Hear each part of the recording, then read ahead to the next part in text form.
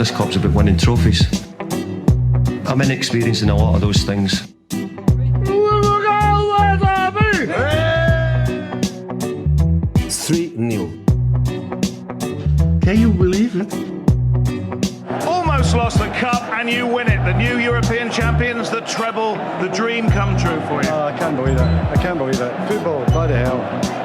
But they never give in. And that's the winner.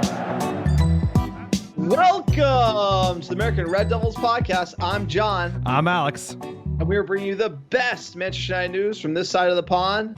Well, I'll start off by saying this. Do not blame that game on the defense, okay? I don't care who you play, whether it's a high school team, a junior college team, a college team, much less an NFL team. When you turn the ball over 5 times, 4 interceptions, 1 for a touchdown, 3 others in field position to set up touchdowns, you ain't gonna beat anybody I just talked about. Anybody. All right? And that was a disgraceful performance, in my opinion. We threw that game. We gave it away by doing that. We gave them the friggin' game. In my opinion, that sucked. What's that? Playoffs? Don't talk about it. Playoffs? You kidding me? Playoffs? I just hope we can win a game. Ooh, sir, how you doing? How you doing? Playoffs feels like the new title. All I could use these days is a win as 3 points, but United shit the bed again. 1-1 draw at the Hawthorns against West Brom in 19th place. How you feeling, sir? Title? What a title? We're just trying to win a game. So that sucked. Gave the game away. Gave the game away. How many minutes in we give the game away, sir? 2. 2 minutes in? 2 minutes in? Look, frustrating for United fans, but we know we've said it on the pod before. Ole streaky. Streaky to the upside. He got to stop at the table. He's streaky to the downside, sir. I think that's 6 points of their last 5 league games. We have 1 point from Sheffield United and West Brom. You know, it's tough. It's tough. We can't kick the slide. After that Sheffield United loss, the Everton game would have been a big bounce back. We all know how that collapsed in the final minute. It's been a tough ride, sir, and we were looking for anything and everything to sort of break this bad juju at the moment. United really need to sort it out because starting to look like a race for top 4, sir, and all this Europa League and FA Cup, etc. We really need to cling on to something. This team needs to turn it around. They do, because like you said, it's quickly turning into a race for top 4. The team that we're trying to keep up with, the City Blues, unfortunately, and the problem is they look red hot, and, you know, we can't count on them to drop points. United have to pick it up, turn things around, and they have been on a slide. Like you said, just dropping points where we shouldn't have been. The Everton one was a great example. You're going to lose points at Sheffield. You're going to drop points against Arsenal. You do all the hard work to get back against Everton, and then you do that. Today, more the same, just giving up an early crap goal, and then never really got going, right? Like, you know, Bruno bailed us out at the end of the first half, and you got to see it's clear as day that midfield wasn't working. McTominay and Fred were not creating enough. Fred had 2 bad games in a row, so I didn't get to cover the FA Cup game, of course, but he was bad in that game too. Couldn't put a forward ball in, and it was more the same. Ole's got to be subbing it up, you know, making subs earlier. The 80th minute sub should have been coming 20 minutes earlier, 30 minutes earlier. So we're going to criticize Ole because at the end of the day, this is something that he has to get better, which is freshening the squad up a little bit. He's got a deep squad. He isn't using it.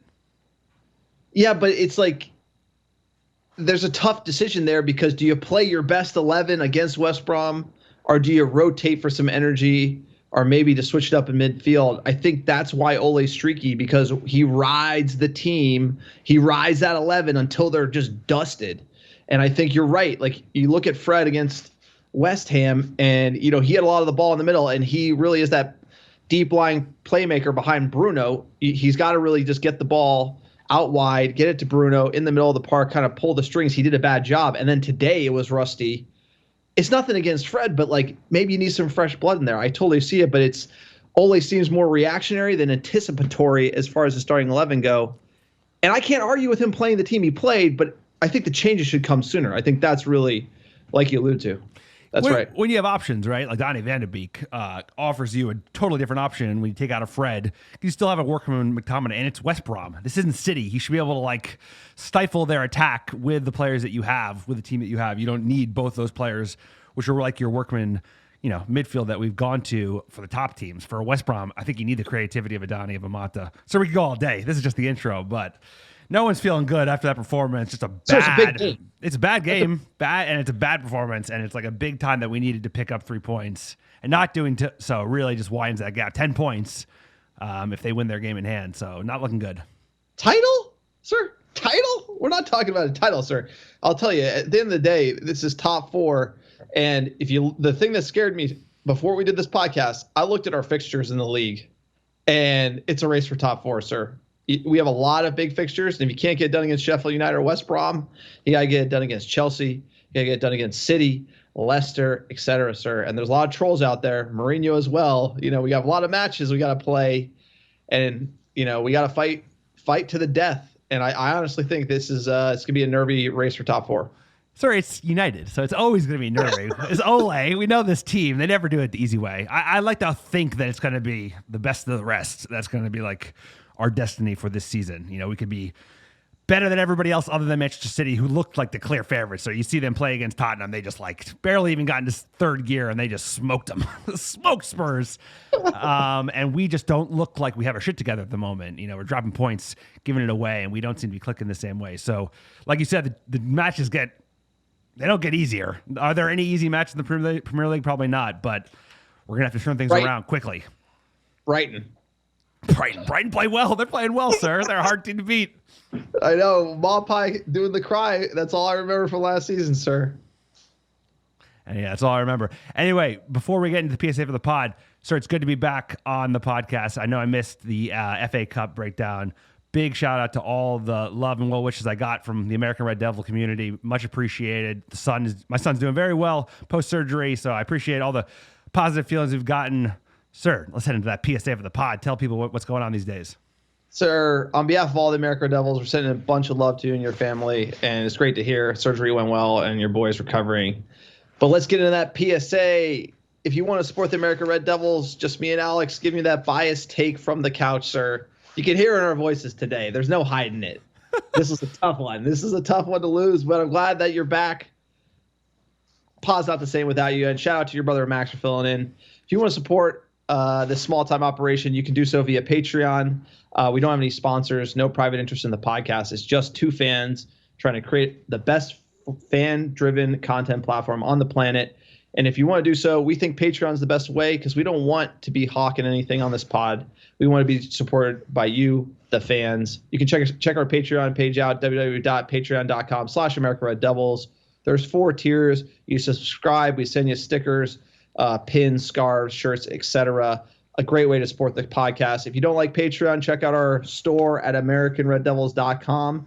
While you're there, we also have some amazing fan-generated content. We also have that Glazers Out scarf on sale for $9.99, sir. We're going to get a lot of Glazers Out today. I got a lot of Glazers Out for you. Sir, tell them about the blog. Tell them about iTunes reviews. Blog is absolutely ripping. We have great fan-generated content from all over the world. Check it out at www.americanreddevils.com. If you're interested in contributing for the blog, reach out to us at americanreddevils@gmail.com. We will figure something out. Another great way to support the podcast without spending any money at all is to write a 5-star review on iTunes. If it's got some cheeky banner, even better. That's what this pod's all about. Send a screenshot to americanreddevils@gmail with your address, and we will get you some free Stanley Chow design stickers out to you. Lickety split. So what else we got? Sir, that is it. Let's get into this match. West Brom 1, Manchester United 1 at the Hawthorns. That great away form I thought would save us. 24th game of the season. Let's get into that lineup. Dave saves, world number 1 in net. Luke Shaw left back. Maguire, Lindelof, the Iceman. Dude, the Iceman got slapped today. Sir, Wan-Bissaka at right back. The Fred McTom midfield. Martial, Fernandez in the hole. Rashford on the right. Cavani up top, sir. What's not to like, you would think. I mean, the thing that called out to me was like, this is a team that you know is going to sit back. I didn't like the Fred McTominay midfield because, we've seen such success with Bruno and Pogba playing together in the same 11. I think you have your next person up who's not Fred, and that's Donny van de Beek. So that's what I would like to see. Obviously, he went with this. It's the best 11, like you said when we talked about it earlier. But it's got to be good enough to beat West Bromwich Albion, doesn't it? Isn't it? One note, best 11 is Rashford on the left and Greenwood on the right. Martial is in atrocious form at the minute. You hate to see it. I like Martial. I think he's got the juice, but he always needs a drop, sir. He's streaky. He needs a drop. And also not seeing Amad Diallo on the bench. I want to see Rashford on the left. You got Martial like for like. I want to see Greenwood on the right. I want to see Amad like for like. There's no point in not throwing him out there at this level. I mean, the right-hand side for Manchester United, it's something that, hashtag Glazers out. Didn't sign Sancho, sir. We're trying to, flex seal the hole here, duct tape the hole. We're trying to do everything we can. Not good enough. Not good enough because other teams have strengthened. But either way, sir, it's the 11 that you got. And I think, there's something to be said about freshening it up a little bit. But this is the 11 that we went for. No, you can't argue. I'm not going to slate Ole for starting this team. This team beats West Brom. Rashford had a bad day. He had a bad day on the right. He had a bad day on the left. Fred has trouble passing the ball. It's like, that's just the way it is. And, I would argue Lindelof got fouled, but let's get into this shit match. Sir, like you said, United started like shit. Didn't take long. And all we got is the Telemundo calls. Unfortunately, it didn't go our way. But in the second minute, it was ugly early. Intenta nuevamente el conjunto del West Brom. El balón que va sobre la derecha. Centro que llega. ¡Se queda el gol! ¡Gol!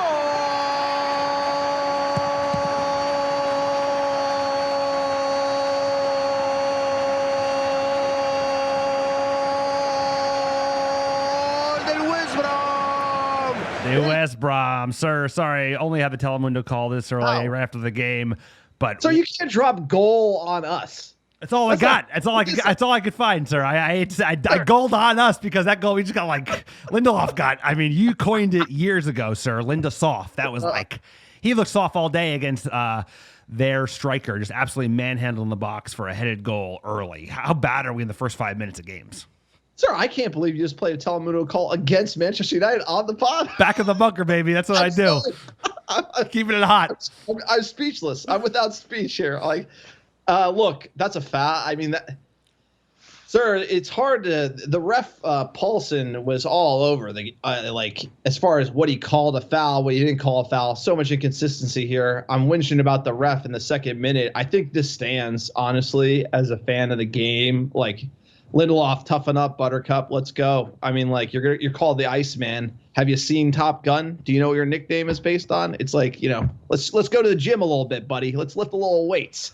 Come on. Have you seen the volleyball scene in Top Gun? Let's go, Lindelof. Let's go. Thicken up, bro, because that's not good enough. Sure, if that's a goal, then the Maguire goal against Sheffield United is a goal. It's just like the officiating in this league is so up and down. Every game is not the same level.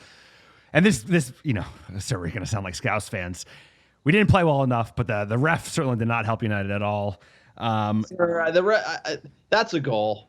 But you're right. I would rather argue that in Sheffield United we got robbed. But this one, Sheffield United was definitely soft. This one was a goal. I'll give it to him. I'm not going to whinge about that too much. And it wasn't much better from United, sir. Usually you take one of these goals for us to wake up.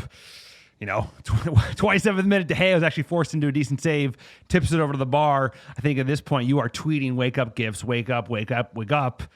And then it wasn't until 36th minute, good chance for Cavani. He actually had McTominay on the other side of the box wide open and gets the pass wrong. He had a couple touches today, weren't quite right. Nobody looked theirself. No, and I'll tell you, for all the American Red Devil fans, when I go to my Twitter and I look at frequently used GIFs, the ranking is number 1 is wake up, wake up, wake up. Number 2 is the heart attack. And number 3 is Rashford celebrating a goal. So I would like I think they're just keeping track of how many times I tweet each of them out. That sums up our season. And the fact we're in second with that priority is amazing. Well, so the man that, should be third behind the wake up and the heart attack is this man in the 44th minute, sir, worthy of the Telemundo call. Bruno Fernandez, our Magnifico. Pegado al área. Maguire. El pase para Shaw que puede sacar el centro. Ahí viene el centro. Lo va a buscar Cavani. Fernández. Gol.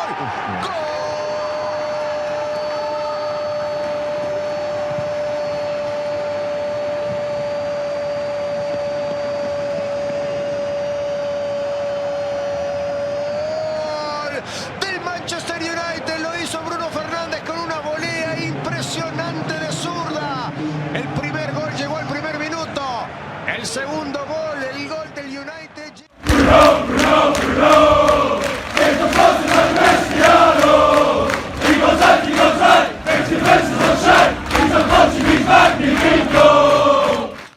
Sir, where would we be without Bruno Fernandez? Talking about a top 4 race, we'd be looking up instead of looking down if we hadn't signed this man. And I think there's a very, very high likelihood that Ole Gunnar Solskjaer would have been shit-canned by now. But what a player he has been for this club.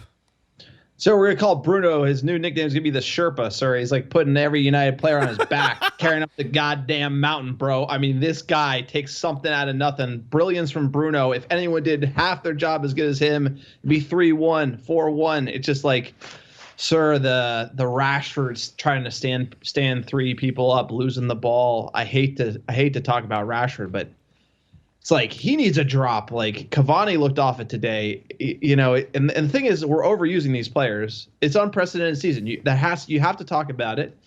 The lack of reinforcements, so many matches, and they can't get a break. Because I honestly think with Rashford and Martial, if they were able to get rest, if Ole was able to give them a drop, take some pressure off, it would go a long way for them. Because Rashford has hit this slide, and you see it. You just know that he has a rut, and he needs a drop. Martial needs a drop, and they're undroppable at the moment. And so we're kind of seeing that you have to use them no matter what. So we're thin, no doubt. But a lot of teams have been dealing with a lot of injuries, and the thing is, you got to just fucking make do, and you got to pick the team you got. That's where the emphasis has to be on Ole a little bit. You got players in that team that you have to lean on, even if they're not Sancho. It's like you got to play Dan James, Donny van de Beek, Matic. You just need to freshen things up a bit because there's so many matches, sir, heading into halftime. That's what I was thinking. Was like you have to see that a sub has to be made here. Like that midfield was not working, and Ole is not. He's been reluctant to make those halftime subs that Fergie used to do all the time. You just that shit did not go right. Make a sub, switch it up. We have to switch it up. Force the impetus. No, you're totally right. And what we're seeing is, Solskjaer is trying to put the round peg in the square hole. He's been figured out. United's been figured out for sure. And basically in the final third, you pack it in narrow, you give them the width. They got nothing to do with it, right? And you counterattack them because their center backs are shaky. They're going to be outnumbered. Their positioning's off. You're going to have a go. West Brom arguably could have won in the second half. And that's what you're seeing is Sheffield United did it. It worked so great. They beat us. And then everyone has kind of been taking a page out of that playbook. And until you demolish that playbook with rotation or it's a little bit of game theory here. Big Sam just set up the same way. He says, you guys have yet to be able to beat this, and we can't again. So Ole almost has to put out so many attackers. It's insane to be able to break this team down in anticipation that Big Sam's going to do that. I think Ole's kind of just doing the same thing, and he's got to start, evolving a little bit while we talk about on the job. No, I mean, so we're getting into it in halftime, but he can't play a counterattack team against a team that's just set up to defend. And we're seeing that as McTominay and Fred are great because they can turn the ball over and then we can attack in transition. But if you have 75% of the ball, you need to be able to pass the ball. Exactly. Where is Mohamed Mata? Where is Donny van de Beek? Fred, Fred is, you said it today, he's great off the ball. He's not good on the ball. He just he can't slip in those passes the same way even a Matic can. So it's at halftime. Fred McTominay, but you need to have Mata on the right? And then you probably play Donny and then you play Mata, and then you're really just playing Matic. You're playing a back 5 with Matic in the middle, or a back 3 with Matic in the middle of the 2 center backs. The wings go up, and Donny and Mata are in the attack, and that's pretty much how you're playing for 75% of the game. And I think Ole just needs to see it. His idea of putting out the best 11 and winning, I agree with. But really, the criticism for Ole is at halftime you knew what we're talking about. Right, you knew what you had to do, and Ole's trying to steady the ship, which is what he's good at. But you need a little bit of gumption here to make that move, like you said, that halftime sub to bring on Donny or bring on Mata and just add to the attack because we're going to need to break him down. And I think he was wary it was 1-1, and you only need one to do it. And Cavani, header, something. I think hindsight's 20/20 here for us fans. No doubt, but we've seen the movie before, sir, and he didn't play well enough in the first half. Second half, a little bit better, but just not quick enough. 49th minute, Rashford actually put a great ball in, but nobody is the end of it. That was kind of a little bit of the story of the day. There were some good moments, but people weren't moving enough. 63rd minute, sir, United with a penalty shot from Maguire trip. Psych, VAR overturns it. Working the call stay. It was a little soft. Then they looked like they might have ruled it offside, but either way, we weren't getting the penalty. Wasn't our day. I'll tell you what. We prayed to the VAR gods, but even this is beyond their control, sir. This one was... What is the deal with Harry Maguire diving like going forward and diving, going back. He's the biggest player on the pitch. I've never seen anyone fall as soft as him late in games and like it not get called. Like, sir, it's like kind of scary how easy he goes down. It's like he's got to get that out of his game. He's a center back, for Christ's sake. It's just like, I mean, try to score that goal. Don't go down. Try to score. Like he almost did at the very end of the game, right? When you stay on your feet. I mean, he did get pulled down, to be fair, and it's a lot worse when he does defensively. Like we'll talk about in a little bit, sir, which is atrocious, right? One thing when you're trying to score a goal, one thing when you're trying to. At Everton, it's a habit. It is. 3 times it's a habit, you know?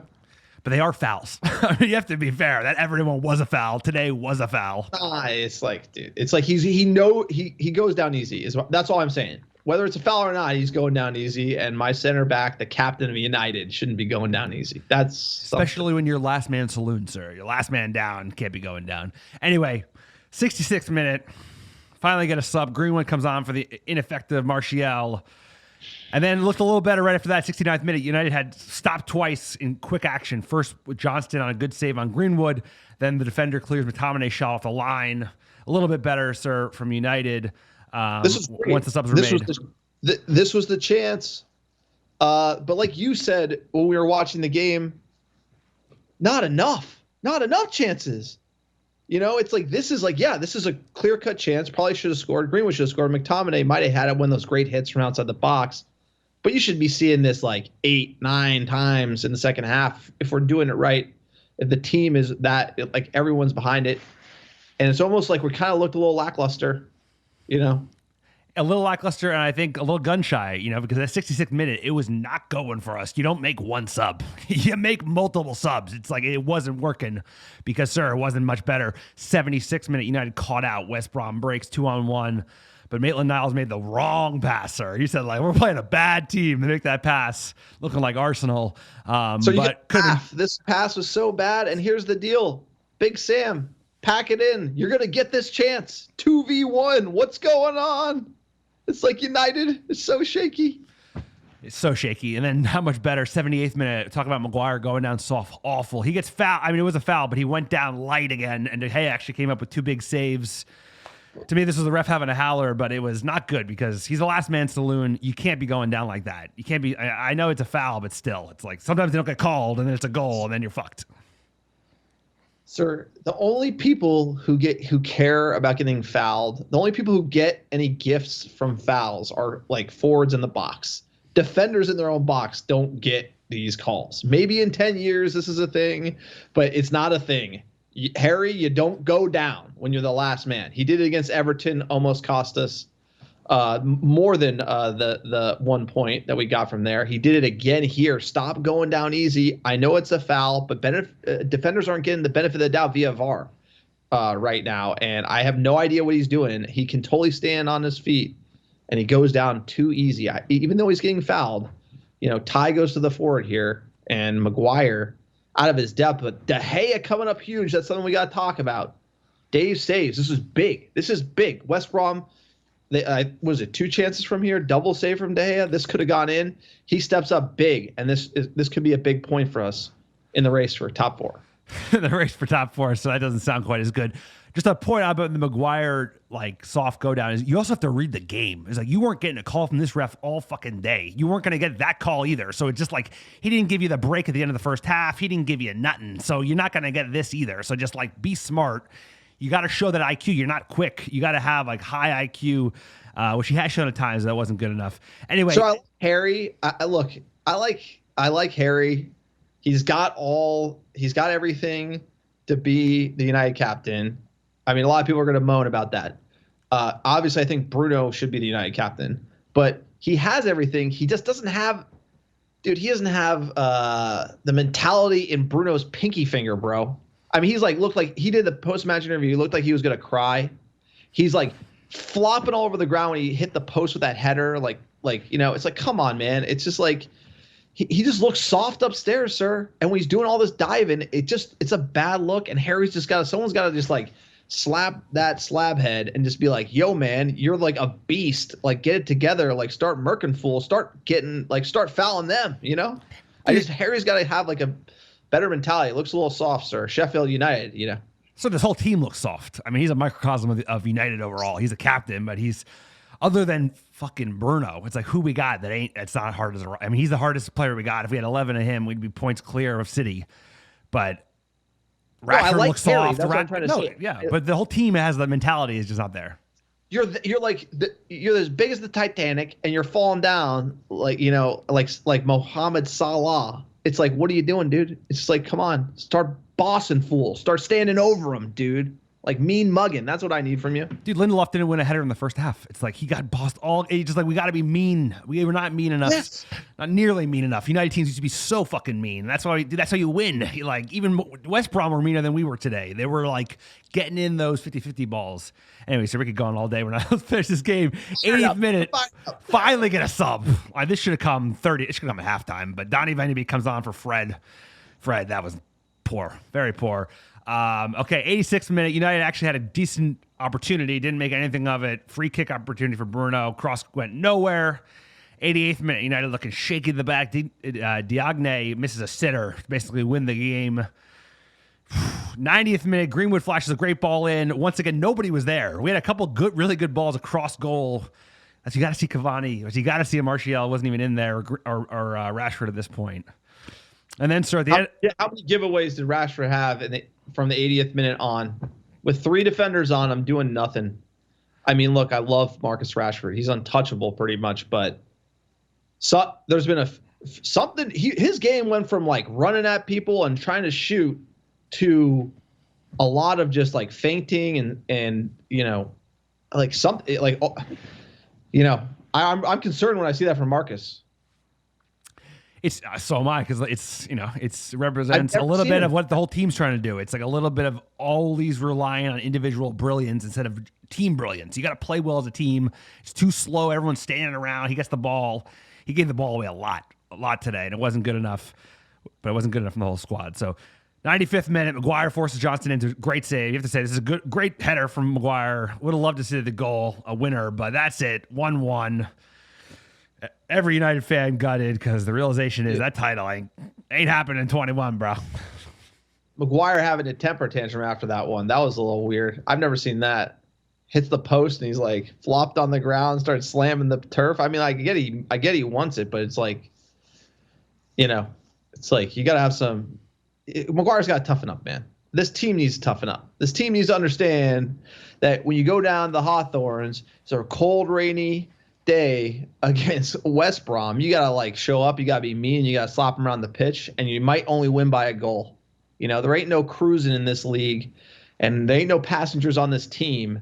And I think the captain, who should be Bruno Fernandez, should be, slapping a few people in the locker room and getting them to turn it around. Otherwise, they got to get the drop. And I think it's the more that Ole leaves it, the more it's going to be in Bruno's hands or somebody, or you know what I'm saying? Like the more Ole's kind of just letting it lie, the more people like Bruno really need to kind of grab this team by the scuff of the neck and lead them forward, because we need a leader right now.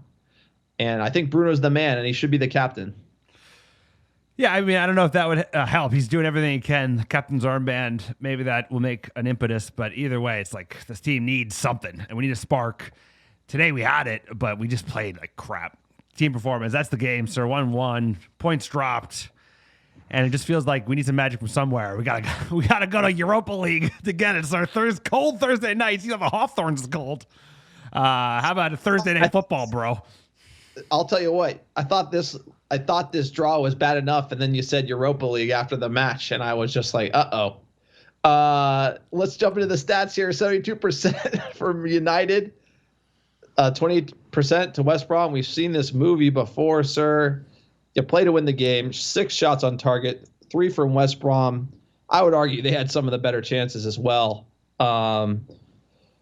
Tough match all around. Manchester United have won just one of their last 5 Premier League games.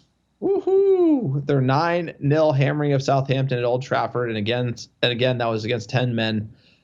So we are on the slide to the downside, unfortunately. And Bruno Fernandez has been directly involved in 38 Premier League goals and 38 Premier League appearances for Manchester United. 22 goals, 16 assists, sir. Probably player of the year if he can keep it up. In Premier League history, the only player with more goal involvements in his first 38 games is Andrew Cole, 46, in 1993-94 for Newcastle, sir. We remember that time very well. West Brom's goal was scored just after 83 seconds by Mbaye Diagne, the earliest conceded by Manchester United in a Premier League game since Christian Eriksen's 11-second strike for Spurs in January 2018. I remember that one. You remember that one? I forget that one. Jose. I remember the Jose. It's just, don't miss that. Sir, if there was any instruction for this United team, and I think it's also like, what's crazy is, I haven't even looked at social media, but I'm sure everyone's really pissed. I'm sure everyone's pissed off.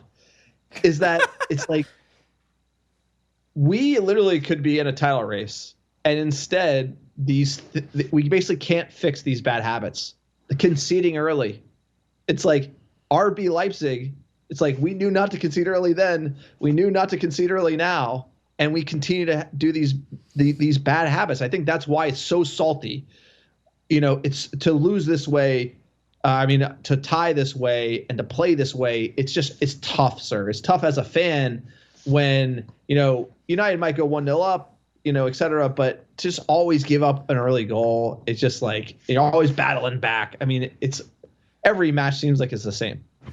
So we've seen this movie before, and we hate the reviews. We don't want to see it again. It's the same thing over and over. It's always cheap goals. The team can put it together, not for 90 minutes, but it's just, it's the lack of consistency, the lack of mentality, the mentality to press on week in, week out. At the end of the day, it's just like that lack of reinforcement. We're gonna have to call it out, just because the excuse machine's got to work overtime, sir, with these results. But it's true, Glazer's out, bro. Get that $9.99 scarf. It's not an excuse machine. It's one excuse machine of many excuse machines in the excuse factory that's working overtime. I got that factory, baby. This stat sums it all up right here. Manchester United recovered 22 points from losing positions in the Premier League this season, 10 more than any team. I think I said it. You could rewind the tape. I said, we can't keep this up. Eventually, we're not going to be able to come back. Eventually, this terrible defending is going to bite us in the ass. And lo and behold, we are seeing that. Because everything regresses to the mean. Manchester United are beaten in all 12 away Premier League matches this season. We've won 8, drawn 4. Only the 4th time a team has avoided defeat in the first 12 away Premier League games of a season. Arsenal did it in 01-02 and 03-04, and a team should not be named did it in 1920. All of whom went on to win the title. What a shame. And Manchester United left back Luke Shaw registered his 5th Premier League assist of the season, the most he's ever managed in a single season. Shout out the impossible meat pie. Luke Shaw has been playing great. In fact, Shaw only had 7 assists in the 156 Premier League appearances before this campaign. Sir, shout out to Luke Shaw. Luke's playing great football. Need more of that great football, sir. I want to make one additional Glazer out comment. I'm thinking about it. If the Glazer family had foregone the 2 dividends that they took during the pandemic, we could have bought a center back when we were like pushing for the league this year. That's everything you need to know, sir. Everything you know. The fact that we didn't strengthen in January, we cannot beat that drum enough. No, there's no excuse. Our owners have lost the plot, and it's a crime. Like, I think the best thing is, I understand if you're just like trying to get top 4. Like, I can understand if the owners are trying to get top 4. But when you look at this team and you see, okay, wow, we like underinvested and they're overperforming, and then you don't back them in January, that is a crime. That's a crime if you're Manchester fucking United, sir. It's just like, because you knew we were going to need it. It's 38 games. You can get streaky, but you're going to need it when things go wrong. You're going to need Sancho. You're going to need Haaland, sir. We're going to need these types of players. But what do we know? Let's check in with the manager, Ole Gunnar Solskjaer, sir. Of course it is. It's something that we knew was going to happen. If they got the kickoff, they'll put the ball forward, get the few throw-ins, put you under pressure. We wanted to clear our lines, but we couldn't. It was actually only one moment that we could have. And they put a good cross in, and the boy finished it well. Did you feel like Lindelof was fouled at all for that? As an ex-striker, I would say that's a goal. But if we go back a couple of months, we had a similar, or not similar even. Harry goes on top of a defender, scores a goal, clearly no foul, and that was taken away from us. So where's the consistency? I don't think there is any. So I think every one of us want just clarity and consistency. It's not about, I'm not saying that's a foul. There you go. It's Ole, Mr. Nice Guy. A little chippy. I think he should be more disappointed in the boys today. But he's not wrong. We made the point earlier, sir. It's like there is no consistency in the Premier League as it comes to officiating. The amount of up and down between game to game is kind of insane. But it is what it is. I think the referee said that. I think the report from that foul that Harry, I was at Sheffield. Correct, somebody tweet us on that one. No, yeah, it was. They did say that was the wrong call. So they did admit that. And again, the tie goes to the forward there. So the idea that Harry's going to go down soft or, Lindelof's going to get that foul, it's like center backs need to be tough. Like I said, Lindelof, Top Gun, watch it. Volleyball scene, hit the gym. Hit the gym, Lindelof. That's all I got to say. So let's check in with the table. Man Shitty, number 1, 53 points, sir. Last 5, their form. All green check marks. They've won them all, sir. Number 2, Manchester United, 46 points, sir. Goals against, 31. The only other team in the top 10 with more is Leeds United at 38, sir. And, that's bad. And that's the Scousers, 32. Yeah, the Scousers have one more. So, yeah, Leicester City, 46 points. Scouse Bastards, 40. Chelsea Scum, 39. West Ham, 39. Everton, 37. Aston Villa, 36. Tottenham, 36. Leeds, 32. Arsenal, 31. The Arsenal, we showed a lot of respect, and we drew. It's those games, dude. Yeah, sorry. It's the same story we saying it for 6 months. It's like easy points given away, lack of consistency, lack of mentality, not tough enough. Maybe not enough rotation from the manager, not enough subs proactively from the manager. It's just like we've heard this all before. It feels like we're beating that dead horse, sir. Keep beating it. We are, the one thing you got to look at is the form. Timo Schnappi name lost the last three L's, sir. It could be worse. Let's remember that. We drew 2, 1-1 last 3. Chelsea won last 3. Since Tuchel has come in, they're the ones to watch. So you look at the battle for top 4 right now. Leicester, Chelsea. If Timo Schnappi name turned it around, they're all in the mix. And when you look at, we got some big games. I pulled up our schedule, sir. No easy match in the league. We have we got one. We got one coming up. It's next week, and it won't be easy because it's never easy, baby. No, yeah, but you look at West Brom, Newcastle. You're like win-win. You got Chelsea, Man City. Now you need to win one of those. Then you got West Ham, Brighton, Tottenham, Burnley, Leeds, Timo Schnappi name, Villa, and Leicester. Sir, it's going to be an up and down, bumpy ride with Ole at the wheel towards the end of the season. I think we're odds on to make top 4, but if this slide continues, if we can't get Newcastle done, I'm going to be worried. Newcastle's that's a big 3 points. Yeah, I mean, today was a big 3 points to drop. It's it's quickly going from like just trying to keep up with City and be the best of the rest to top 4. If we drop points against Newcastle, then it's a full-on top 4 race. But either way, dude, they're all hard games. The Chelsea match is huge for the City match is huge. I mean, the Chelsea. We're all about 21, and the whole thing was like you're gonna have to go to City, try and tighten it, and then beat them at their house. Maybe, but we got to start with a Newcastle win, beating Chelsea. We need some big wins. Knowing Manchester United will like draw Newcastle, beat Chelsea, beat City, draw West Ham, or like lose to West Ham. Like that. We've seen it before. Nothing would surprise me, but I just wanted to comment on that. Quite the run of fixtures, and always got to stop the slide. We really got to stop the slide, sir. All right, we got a next match. Let's kick it off with this Europa League theme music.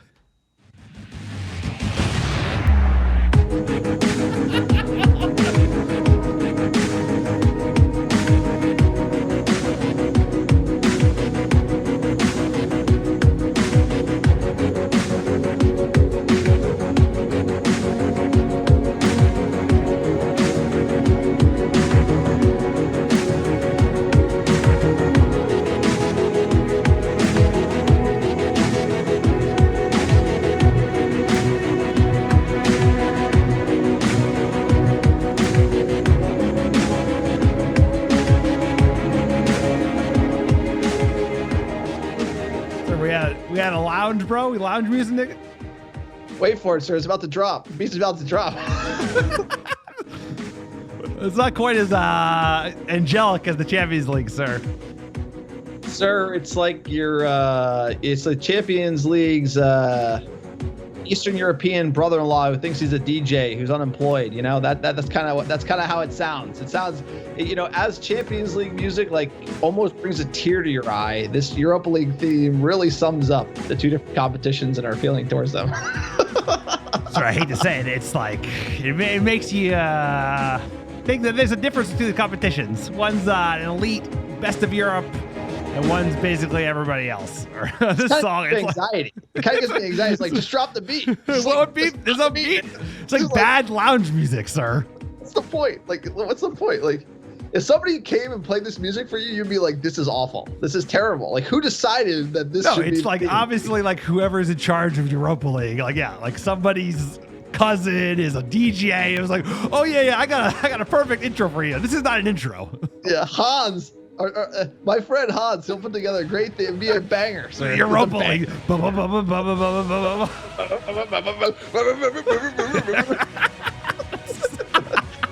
right, we got next match. Manchester United versus Real Sociedad. We control this theme all day. Some of that. We're playing Juventus Stadium Thursday, February 18th, 9:55 a.m. Pacific. Sir, keeping you honest here. 12:55 p.m. Eastern. Real Sociedad, I think they're, what are they, 5th in La Liga? Correct.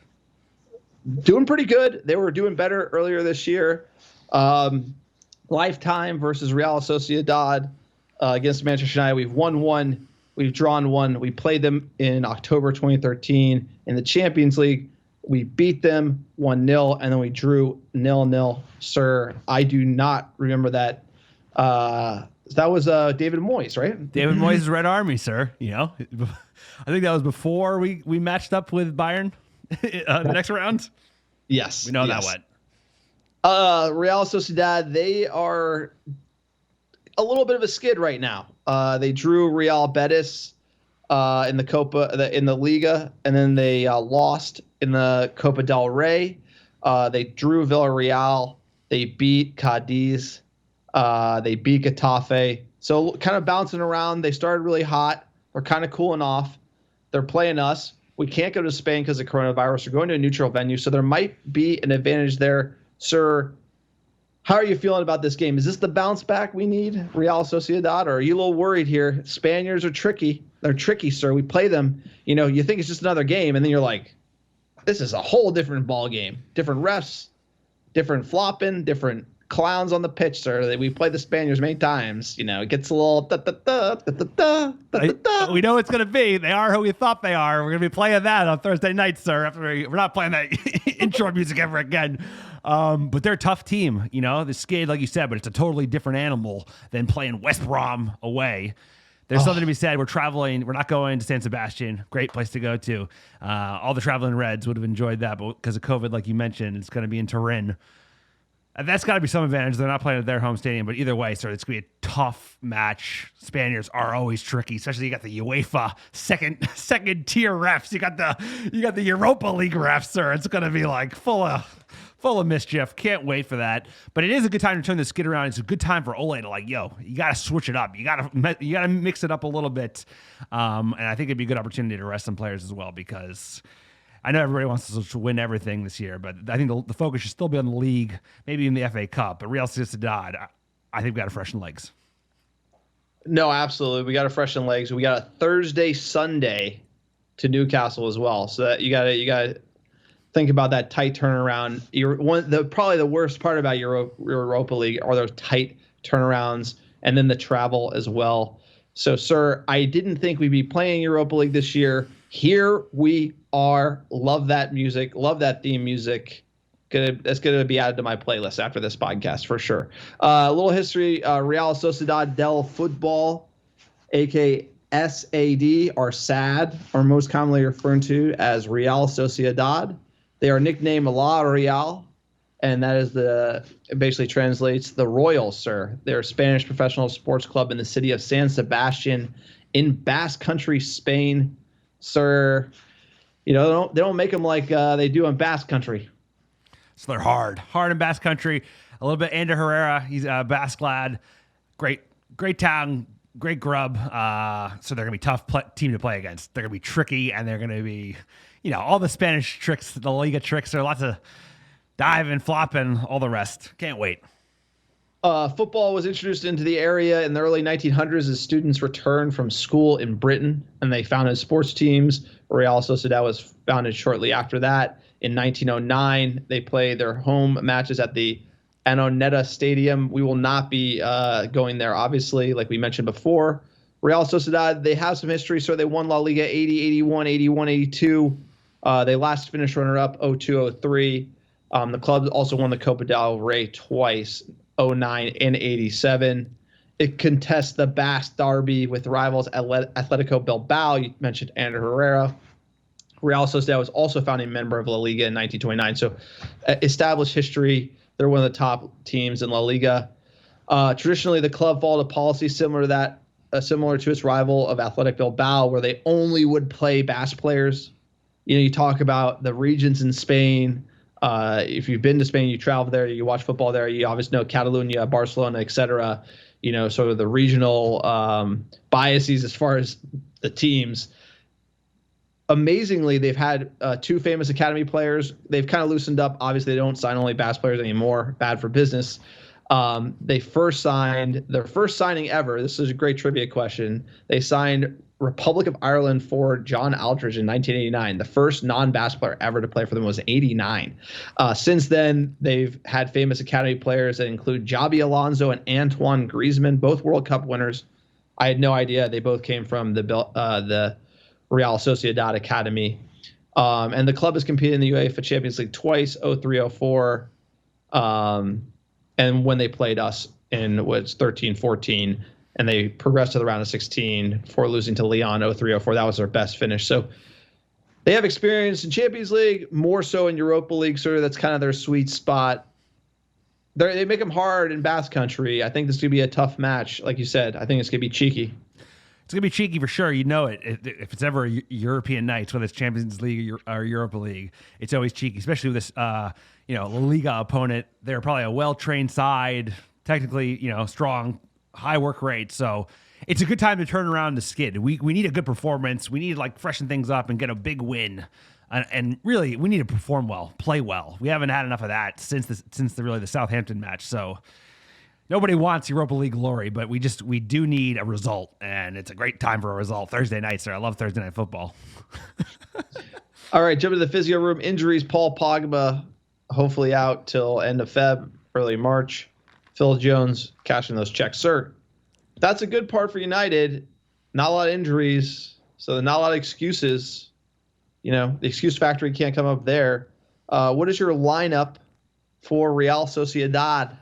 So I'm going to freshen things up. This is who I've got. I got Dino and Net. I've got Brandon Williams at right back, Twanzebe, Maguire, and Telles. I'm going to do a midfield of Matic, Donny van de Beek, and Juan Mata. I'm going to do Dan James on the left, Martial up front, and Diallo on the right.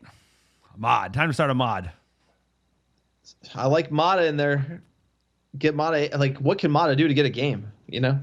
That's a weird one. That's a weird one. Why haven't Mata played more? I have no idea. He could have featured that's today. A question for Ole. That would be instead of these softballs, I'd be like, where's Mata? Dave says rule number 1, undroppable, sir. How dare you drop him? He looks pretty droppable to me.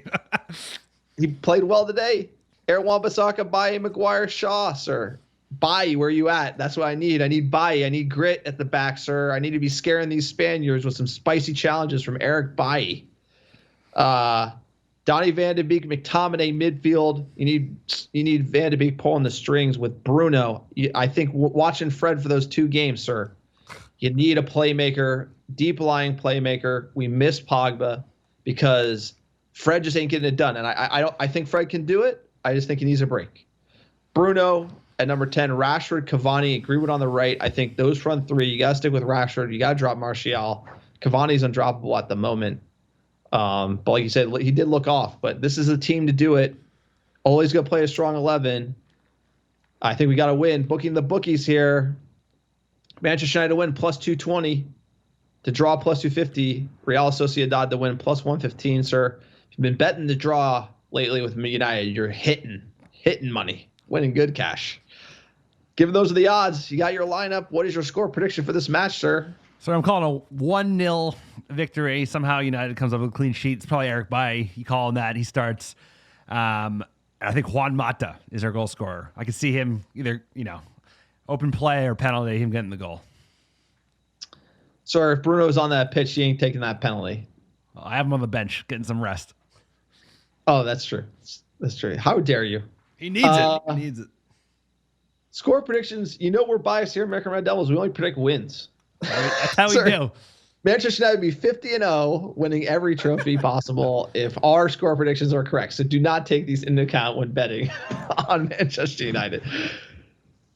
Sir, I think it's going to be 1-1. I think it's going to be a draw.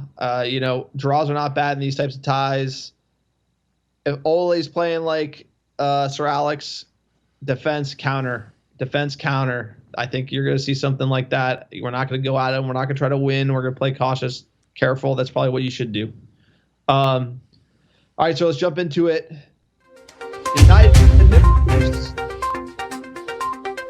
got the best news here at the American Red Devils. Grabbing the most tasty headlines we can, trying to get Alex a little hot in the bunker, sir. Sometimes your Spice me reactions up. Wind me up. Let's do it, John.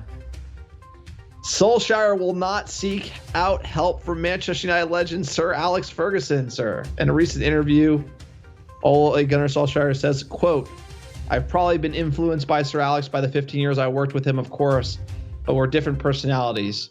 I imagine the way I think is the right way. I don't ask anyone how I should manage. It's probably just in my personality. I loved working and playing under the gaffer. I learned a lot from him, obviously, but it's been a while since we had a conversation, and I've not asked him how I should play this one or that one. It's been gradual since I came to Manchester United. I've grown into becoming this person. It's not been consciously something I've done. I'm just being myself, sir." What about managers at Manchester United don't want to talk to the greatest manager ever at Manchester United? Like, David Moyes came in, fired the whole staff, decided to do it his own way. Every single manager since then has done it. And it's like, if I was there, I'd literally have him on the text thread on the bench, bro. Well, it's not sustainable long term. I agree. He's, to be fair, Solskjaer's been the most open arms about United way in general and being an open ear to Fergie, because I think it's just a little clickbaity on goal. They're a dog shit publication, let's be honest. I think they're trying to make the most of this, right? Like, oh, he never talks to him. But I've heard months ago that he was talking to Fergie. I think it's just the way this was kind of aired. But I would go towards, you should be talking to him often. Maybe not texting him on the bench, but they should be talking often, because he's going to have to. He has to do this the low and slow way. No, I know, but this is like, this is always quote. This is his quote. He says, "I don't ask." Like, I think that he should be like, yeah, I talk to him, but I do it my own way, like best of both, right? But to say, like, I don't ask him at all, it's like, Sir Alex isn't right about everything, but you should, like, ask the guy. You should ask the guy, because he's going to have to do it the hard way, the low and slow way, not necessarily with 100% back in fat cash wad. And that part is like, you got to rotate. You got to freshen things up. I think he can learn a little bit from that. And man management, Ole seems to be solid on that as well. But he has to be a little bit hard. I think like the Fred non-sub. Like, you can tell Fred is sensitive and he doesn't want to like hurt his confidence. And like, but Fergie would have just like halftime, you pull him off. Like, you knew it. It's just like, you got to be a little bit more cold-blooded with these players. I know everyone's gotten softer, but that's part of the mentality. It's like, we need to be a little bit harder. You have to be a little bit harder on the players in terms of just like subbing them out. You don't have to say and slate them the way that Jose used to in the press, but I think you just do it with your substitutions and your 11s, right? You just say, hey, that wasn't good enough. Or you watch that West Ham game and how they set up. West Brom did the same thing, and Fred was ineffectual in both, right? So it's like, you got to see that. Totally, and I think you're right. Like, the criticism of Ole and the subs, and he's such a player's manager that he thinks so much as a player and about like the sub and, about all these things, because he wants to keep the players protected, which is totally different than Sir Alex, who'd be like probably a little harsher. But he could learn a little bit from that, and be like, I think you need to be changing more. I think you need to be thinking ahead. I think you need to like anticipate people Like after West Ham, you have to anticipate Fred isn't going to turn it around. I think that the level of chess, obviously Sir Alex was always playing 4D chess. The game has changed a bit, but Ole could take a few nuggets from him. And obviously this is just clickbait, but I do think there are some themes where Ole might be a little stubborn, sir. Might be a little stubborn, sticking to his ways, and he should be thinking a little more like the greatest manager of all time in the history of sport, the greatest football club in the world. Oh, and again, sir, you're absolutely right.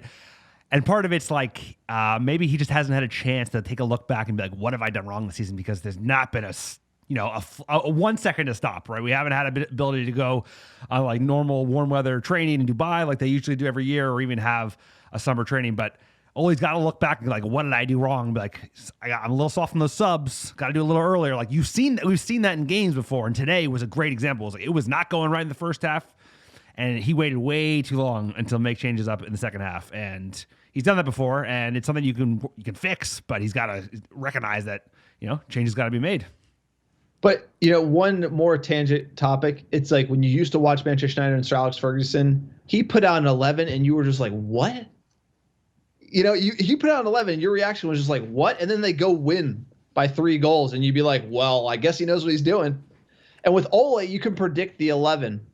I knew West Brom would be our strongest 11, and Fred McTominay midfield. So it's like, and if I can predict it, Big Sam can predict it. So part of it is like, throwing curveballs every once in a while. Not every time, but every once in a while. And Sir Alex just knew how to do that, like absolute masterclass. Next article here, Gary Neville insists Ole Gunnar Solskjaer must deal with Manchester United's goalkeeper situation amid pile-up of De Gea errors. He went on the Webby O'Neill pod, and he started dropping some knowledge, sir. Quotes from Gary Neville, who I usually agree with. Quote, the mistakes are coming in more regularly, and they cost points. And the game-winning saves and one-on-one saves are becoming less. If Pep Guardiola or Klopp came into Manchester United in 6 months' time, they would bring in a new goalkeeper. That might be tough on Hendo, but you got to chance it. Do you gamble with winning the league? That's the first question. Is the keeper right? That's the number one. That's the number one position to deal with, sir. We've seen other managers go into clubs, completely change the goalkeeper situation. We have a great backup in Hendo. He's saying we need another keeper and to bounce De Gea. I thought this was pretty radical from Gary Neville. He usually doesn't go this route. Yeah, I don't think we need to go full. I mean, there's very likely that we got to bounce De Gea, but I think we still have to give Hendo a shot at it, and he hasn't probably given a fair sniff at it yet. So I play Hendo a little bit more. I know De Gea came up with a couple big saves today that might not have even counted because the player was offside or the foul might have been looked at, but he hasn't been good. He's been shit this season and given up a lot of bad set-piece goals, a lot of soft goals. He's been muscled out. That one, I'm sorry, the Everton one is egregious, not diving for that ball. Like every other keeper in the league dives for that ball, gets kicked in the face. So he's going to likely have to be shipped. I just don't think De Gea is going to be able to play himself back into form. Who's going to take him? The problem is he's on like 350, number one paid goalkeeper in the whole world. Sure. Ed Woodward special. You pay another team to pay him. That's how you do it. Maybe they'll go to Inter, but either way, I think you got to start playing Hendo more because I thought you would have seen him today. Dude, you knew West Brom were going to be tackling the shit out of a strong physical. It's just like, you need a Matic. It's like, I just feel like that it hasn't been quite right, sir. And this is another good example. It's like the Gea situation. That's not an easy one to fix. You're giving a goalie that's like fading fast, has been a 3-year skid, highest paid in the world, and you're asked to deal with it with free transfer from your academy goalie. If he does deal with it, it's going to be a lifesaver. But either way, I think it's time to start playing your backup. I'll tell you, goalkeeping errors, I don't remember being such a thing back in the day. The game has changed so much. I mean, you look at Allison and like all the mistakes he's been making. I think like as the goalkeeper positions evolved, all these issues have been happening. I think De Gea is caught between the old guard and the new, and I think there's a lot like ever since we started switching to when it came under Sir Alex, it was like shot stopper. That's all we need. Now it's like played out the back, do all this stuff, so much more in your mind. And it's been nervy for De Gea ever since the game has kind of changed a little bit. But then you look at Allison, you're like, okay, he's the best in the game. And then you see him making all these errors. It's like goalkeepers get bad juju, man. It gets in their head, and who knows if they can turn it around. But I do agree. Don't know on Hendo. I don't think we need a new keeper. I thought that was pretty radical from Gary, but we're not going to fix it right now. And I actually think center backs much more of a concern than goalkeeper. I think we got 2 solid options right now. Even 3. You got Romero, Lee Grant, baby. Give Lee a Grant a start. Romero's like a very good keeper too. So I agree. I don't think that's the priority. We got a right back cover to buy. We need another CDM. We need CBs. We need a couple CBs, sir. So this is not where I would strengthen. Little academy news here. United under-18s win Manchester Derby thriller against Shitty, sir. You'll love to see it. Manchester United U18 striker Charlie McNeil scored 4 against Man Shitty in the under-18s Derby, sir. We rarely talk about U18s. We're always focused on Hannibal, focused on Ahmad, Short Tire, the U23s. But Charlie McNeil with the big day scored 4, sir. Prior to this fixture, Man Shitty U18s were unbeaten all season, so this was a big win. His 4 goals, one included a penalty that was saved that he followed up, header goal from a corner, and then also there was sort of like a sportsmanship issue in the match where City took a free throw, a throw when a player was injured for United, and one of the goals, City actually just let him go and score from the kickoff because they realized that was sort of bad sportsmanship. So you can believe it, there's sportsmanship in the U18s. They still do it old school way. All the academy having a good weekend. The U18s with a win against the City, and then the U23s with a good win against Arsenal. So, hey, they're making us proud. They're playing exciting football. McNeil, former City striker, I think he scored like 700 goals for their academy, came and just kissed the badge, sir, after 4 goals. He knows what it's all about, playing for United. There's a lot of talent in those ranks, and the step up is big to the Premier League. But that's being said is, I think some of those boys are ready to step up. I saw Hannibal is training with the first team. Shola, Short Tire, signed his first pro contract, trained with the first team. So a lot of good young prospects there, but you still need some strength, some additions. We need some veterans coming in, sir. Take Erling Haaland, sir. Plays like a veteran. Let's turn up the heat. Let's see what social media has to say, sir. I'm going to throw it at you. I expect some hot reactions here. Just kidding. We'll keep the temperature easy. At Boham Boy for Life, our boy Devin, quote, need to stop playing down to other teams' levels who are in the bottom half of the table. Seems like the team that shows up against either rivals or top half teams, sir. It's like, I do agree. We play down to our competition here.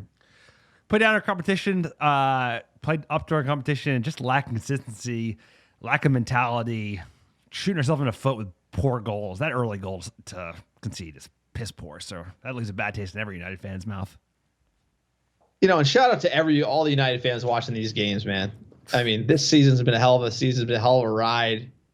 Bouncing out of UCL, top of the table, 21. Now we're down. It's like, don't worry, we're coming back. So, we feel your pain. This is pod therapy, sir. Pod therapy. Get it out. Keep it coming, sir. At Dave Paz, quote, we really struggle to break these types of teams down. We were slow and too wasteful. The lads look tired, but we're still in second in the Scousers loss yesterday. Happy days. At least we didn't lose. We're still got the good away record. I think it's going to be the best of the rest. I think that should be the battle for United. Try and push on. It's first. It looks out of our reach, but we should still finish strong. Like to finish second. You don't want to be like clawing for Champions League again, sir. That was too nervy last year. This team has progressed. Just maybe we're not quite there yet. At Burkett Mets, positive take here on the podcast. Quote, probably deserved to win, but once again didn't do enough to grab the game by the shirt and drag it over the line. I'll wait to see the Everton City result to make a declaration on the title race. That's optimistic. Hopefully we see Ahmad on Thursday to brighten up a Europa League game. Totally agree. Ahmad should be getting his debut. He should, and we should freshen it up. We got to freshen things up. We got to rely on some other players in the squad to get minutes, get goals, and the only way you do it is by playing it. So I don't want to see that same 11 in Turin. We got to change things up a little bit. At Jamal Mota, sirs, following this team is bad for your health. Typical performance against the relegation side. Why do we always concede so early? I'm tired of waiting for Martial to shine at the cost of Rashford. It's a battle to stay in the top 4 now, and I'm sure the Ole Out crew is back. I haven't seen them, sir. Have you seen them on Twitter? I wasn't looking, but I'm sure they're there, sir. I think I went to YouTube to look for highlights, and one of the the competing podcasts, and then the other side of the pond was already their clickbait was Ole Out. So we know how they like to lead. Sir, we don't compete. We don't compete. We just say how it is. We give you that biased take, and if you like it, you like it. You don't, you don't. At MJ Fit 16, quote, everyone will condemn the back two, but the idea that we're all powerful going forward doesn't seem true. One goal versus West Brom is not a recipe for success. What do you make of that, sir? Yeah, he's right. We gave up one shit goal at the beginning, and they had some good they had the better chances, but we didn't create nearly enough. We didn't play well. We didn't play well. We set up like a team that was ready to counter or like shut down a really attacking, proficient team. They're like West Brom Albion, sitting in 19th place. It's like, go out there and attack, create, put balls in, get Mata on the wing. It just seems so stale. Nobody was moving. Sorry, I hated every minute of it. No, but it seems like Devin's right, and you're right from earlier, where it's like, why play the Fred McTominay midfield? You play against City, you play against Chelsea, you play against Leicester. That midfield against West Brom. It seems like you need the 9 attackers, break them down, go all in, team, and then you need the Fred McTominay midfield for the other category of teams you're going to be playing in the league who are going to be coming at you, and then you need to be change your strategy a little more, and then to play that, and Ole's view of like, hey, I get it, that's the best 11, but I think you need more. Because you've seen it that we haven't been able to deal with it so many times, you got to change it up, like you said. You got Matic, you got Mata, you got Donny van de Beek. It's like I would love to have seen Matic and Donny in that midfield today. You got Ahmad. But those players are even ahead of Ahmad, ready to go. Have won, dude. Matic has won a title, so I'm just saying, is like he's a good player. You needed to freshen it up, dude. You watched that West Ham game. Fred was bad. He was bad again today, but there were a lot of bad players. Rashford was bad. You're a Fred guy, and you're a Fred guy. You're like El Pastor fan. Number one fan, sir. I went to both of his weddings, sir. Both weddings. Yeah, both ways. Yeah. So give Fred's wife the captain armband. 2 weddings in a year. That's insane. I'll tell you what, she's got the right mentality. She's able to get 2 weddings out of him. At Charlie_Ferris, quote, here we go again. More drop points, playing down in the competition. For me, Tony needs an extended run on the bench. No balance when he's on the left or Rashi on the right. Hope for a response midweek. Also continuing positive thoughts for Alex and the fam, sir. Appreciate all the positive thoughts and words we got from the American Red Devil community. Much love. It goes a long way. So I wish United could kind of come up with their end of the bargain, but hey, that's not the way the world works. That's not the way things work. So it's all good. At CJ says, quote, Craig Paulson, man, unbelievable. Bruno looked to be the only player who wanted to win today. So close. Glad to see Donny get minutes. Totally agree. You got to slate the ref. Although I always hate when fans slate the ref, but he had a bad game. He had a very bad game. And there's been a lot of very bad games. And just even as a neutral watching other teams play, it's like I feel like the officiating, as the expectations have gone up, maybe because there's more things to look at now with VAR, the officiating's gotten worse. Just the lack of consistency between games. It's not great. But then again, we created jack shit today. I think our XG was less than 1, so you can't defend that either. At MyBa13, I do my best on pronouncing the Twitter handles, by the way. Losing to the 20th place team and then a draw against the 19th place team, that's not good enough. Disappointed with the result, but on to the next one. And I think we're going to end on this. At Bleeding Red SD 11, quote, fuck it, Manchester United till I die. And then in the afterlife, hashtag Glazers out, hashtag Sack Woodward, sir. You're not going to hear a lot of it. You're going to hear a lot about Ole. You're going to hear a lot about Harry and the center backs. You're going to hear a lot about De Gea. Anyone, like when you and me can see it from a mile away, the scouts have to know it. They're telling Ed Woodward, we need a center back. We need to strengthen our defense, sir. We need a CDM. We need balance on the right. There's a lot of things about this team that are absolutely clear that we should have gotten in the summer. And if we had gotten those, 21 might be a real thing. And so when you're seeing Ole play Rashford on the right and Martial on the left, you can play Rashford on the left, but then who do you play on the right? You play Greenwood. Then if you can't play him, you play Dan James. Is that really enough for Manchester United? Is that enough for 38 games? Is Lindelof and Maguire starting every single league game for 38 games? Is that enough for Manchester United? Because we got an injury-prone Eric Bailly that you already knew about, and Phil Jones ain't doing nothing. It's like you could have seen this from a mile away. And if they did, sir, we would be talking about running for 21. If they weren't so focused on the goddamn Tampa Bay Buccaneers and that stupid Super Bowl win, Tom Brady throwing that goddamn trophy, sir, absolutely pisses me off. But you can't take your eye off the mark. They did a half-assed job given Ole the players they did in the summer, and that's why we're struggling. You could totally see it. It's like we're dying for goals, we're dying for width, we're dying for balance, and our defense is in shambles.